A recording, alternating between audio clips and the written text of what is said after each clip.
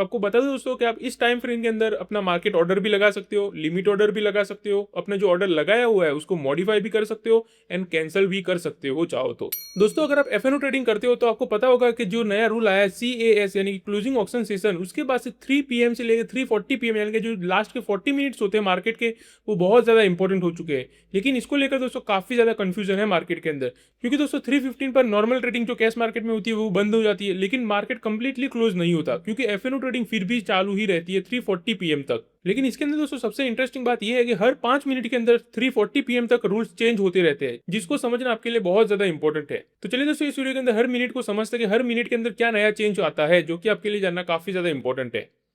तो सबसे पहले दोस्तों वीडियो को इजी बनाने के लिए पूरा टाइमलाइन देख लेते हैं एक बार, यानी कि ओवरऑल पिक्चर देख लेते हैं कि 3 बजे से 3:40 PM तक क्या होता है। तो सबसे पहले अगर बात करें दोस्तों 3 बजे से 3:15 बजे तो नॉर्मल ट्रेडिंग ही चलती है। जैसे दोस्तों पूरा दिन मार्केट चलता है 9:15 बजे से, वैसे ही चलता है दोस्तों 3:15 बजे तक, उसमें कोई भी चेंजेस नहीं है, फिर चाहे कैश मार्केट की बात करो या एफएनओ की बात करो।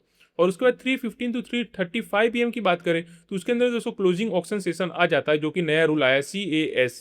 और उसके बाद दोस्तों एफएनओ ट्रेडिंग की बात करें तो वो 3:40 PM तक चलती रहती है। जी हाँ, मतलब कि 3:15 को तो नॉर्मल ट्रेडिंग बंद हो जाती है, लेकिन एफएनओ ट्रेडिंग बंद नहीं होती, वो 3:40 PM तक चलती रहती है। और एफएनओ मार्केट की बात करें दोस्तों तो वो 3:40 PM को ही क्लोज होता है फिर लास्ट में। तो इससे दोस्तों हमें एक चीज क्लियर हो जाती है, जो ये नया CAS का रूल आया है वो एफएनओ स्टॉक्स के कैश सेगमेंट पर अप्लाई होता है। अगर कोई स्टॉक एफएनओ सेगमेंट में है ही नहीं तो उसके अंदर हमें नॉर्मल ट्रेडिंग 3:30 बजे तक ही चलती दिखने वाली है, जैसे पहले चलती थी। तो अब चलिए दोस्तों एक एक करके देखते हैं कि 3 बजे से 3:40 PM तक क्या क्या चेंज होते हैं हर मिनट के अंदर।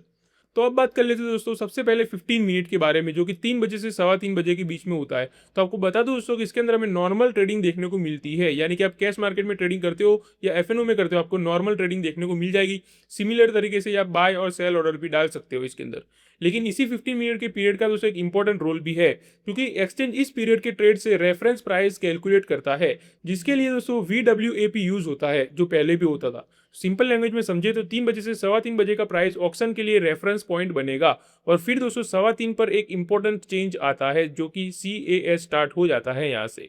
तो ये दोस्तों सबसे पहले आपको पता होना चाहिए। तो अब बात कर लेते हैं दोस्तों 3:15 टू 3:20 PM, यानी कि ये 5 मिनट में सबसे पहले क्या होता है। तो यहाँ पर दोस्तों ट्रेडिंग फ्रीज हो जाती है, यानी कि जो कंटिन्यूस कैश मार्केट ट्रेडिंग चलती होती है वो यहाँ पर स्टॉप हो जाती है सबसे पहले। तो ये सबसे पहले आपको पता होना चाहिए कि यहाँ से आप कैश मार्केट में ट्रेडिंग नहीं कर पाओगे। लेकिन इसका मतलब ये नहीं दोस्तों कि एफएनओ ट्रेडिंग भी बंद हो जाएगी। एफएनओ ट्रेडिंग तो 3:40 PM तक चलती ही रहने वाली है। यहाँ पर सिर्फ अंडरलाइन स्टॉक्स का continuous cash market session stop हो जाएगा यहाँ पर। अब यहाँ पर दोस्तों कैश स्टॉक CAS में एंटर कर जाते हैं, यानी कि दोस्तों आपको 3:15 से 3:20 का पीरियड जो होता है उसको ट्रांजिशन पीरियड समझना है। इस पीरियड में न्यू ऑक्शन ऑर्डर एंटर नहीं कर सकते। तो ये भी आपको क्लियर हो गया।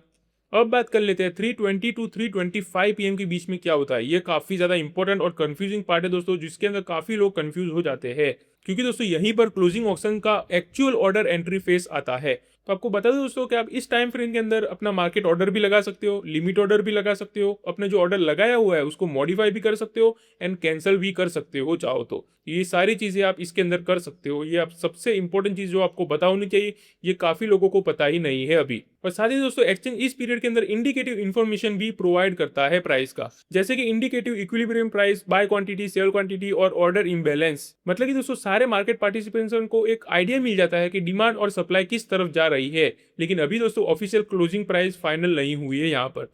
तो अब बात कर लेते हैं 3:25 टू 3:30 PM के बीच में क्या होता है। तो अब यहाँ पर दोस्तों ध्यान से सुनना, क्योंकि 3:25 PM के बाद ऑक्शन के रूल्स कंप्लीटली चेंज हो जाते हैं, क्योंकि दोस्तों यहाँ पर आपको मार्केट ऑर्डर अलाउड नहीं रहेंगे। यानी कि आपको पता होना चाहिए कि 3:25 PM के बाद आप मार्केट ऑर्डर नहीं लगा सकोगे मार्केट में, सिर्फ लिमिट ऑर्डर ही लगा पाओगे।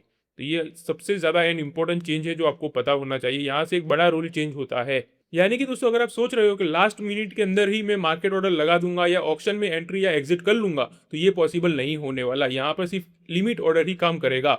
एंड साथ ही दोस्तों एक और इंटरेस्टिंग रूल ये है कि ऑर्डर एंट्री सेशन एग्जैक्टली 3:30 बजे ही क्लोज हो ऐसा भी जरूरी नहीं है। 3:25 से 3:30 PM के बीच में कभी भी क्लोज हो सकता है। तो आपको मान लेना है कि 3:25 PM से पहले ही आपको जो करना है वो कर लेना। उसके बाद सिर्फ लिमिट ऑर्डर ही काम करने वाले हैं। तो ये भी काफी इंपॉर्टेंट चेंज है, आपको पता होना चाहिए। तो अब बात कर लेते हैं दोस्तों 3:30 PM टू 3:35 PM।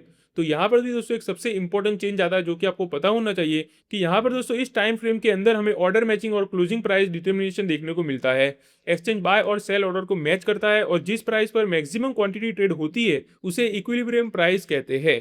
और ये इक्विलिब्रियम प्राइस ही दोस्तों एलिजिबल एफएनओ स्टॉक्स का ऑफिशियल क्लोजिंग प्राइस भी बन जाता है। यानी कि अब closing price simply last traded price नहीं होने वाला, और पुराने सिस्टम में जो होता था VWAP के अंदर 30 मिनट का डायरेक्टली क्लोजिंग प्राइस डिटरमाइन हो जाता था, वैसे नहीं होने वाला। CES जो नया सिस्टम आया दोस्तों, उसके अंदर एक सिंगल इक्विलिब्रियम प्राइस डिस्कवर होता है, और इसी ऑफिशियल क्लोजिंग प्राइस का इंपॉर्टेंट बहुत ज्यादा होता है, क्योंकि दोस्तों ये स्टॉक के क्लोजिंग वैल्यू, इंडेक्स कैलकुलेशन और डेरिवेटिव के सेटलमेंट प्रोसेस में यूज होता है।